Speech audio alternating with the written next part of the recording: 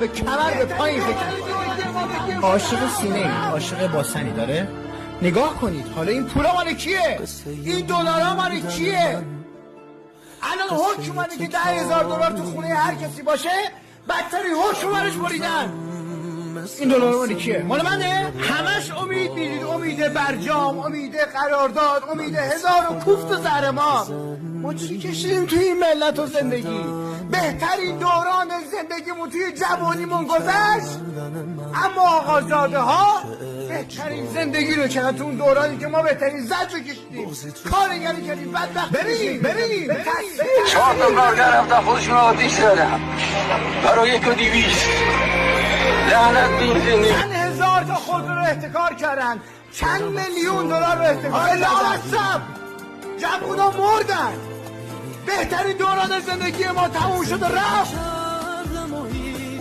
به ما وعده و وعده چی رو میدی؟ میخوام نباشه. تو 80 سالگی 90 سالگی مثلا میخواد بهترین زندگی زیر پای ما باشه. میخوام چی کار؟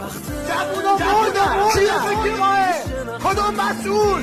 کدام دولت مرد؟ آقا به من نشون بدید یکی از این دولت مردان، یکی از این مسئولا به من نشون بدید که اعتراض کرده که من تو خونم بوش ندارم، مرغ ندارم، هیچی ندارم. پس شما همه چی داریم، ما مردم بدبخت هیچی نداریم.